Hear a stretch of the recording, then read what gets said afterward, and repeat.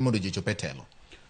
Gima duong' manyalo chako go en ni political party philosophy, yani paro no mar bedo gi duond buche mag chama wuok e thuolo mar bedo gi demokrasia e piny. Ing'eni ka Kenya oyudo uhuru marwa 1963 to ne wabedo gi chama mang'eny. Sama ne wayudo uhuru ne wan gi chama modhuro, duond buche mopogore mag chama.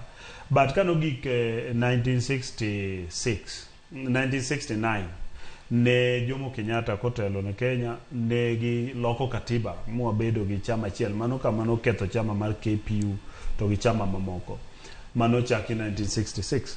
Koro ne wabedo gi one party state, mano miyo ne dongruok mag duond buche mag chama ne ok odhi mbele maber nyaka kedo mar multi-party obiro ma ne succeed 1992 kama ne olokie pen chik mar section 2A mano yie ni mondo koro wabedi gi de facto multi-party state.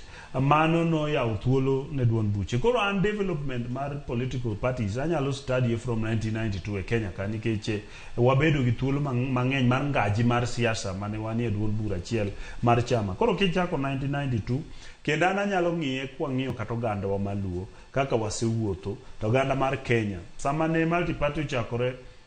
Inyaparo first multi-party mano biro apart from KANU ne Ford ni piyo piyo ng'injo robedo Ford Kenya, Ford ma finally you end up ni wan gi Ford Asili, Ford People and the rest.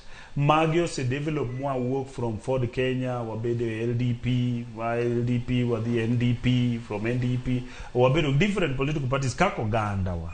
Mage parties mwasebedo kwang'yo, but e Kenya mangima wasebedo gi parties mopogore mara bolege ni ba winjo ni nitie kani communist. An poka winjo communist ni kumantie. But wang' no ler nwa ka communist ni bebe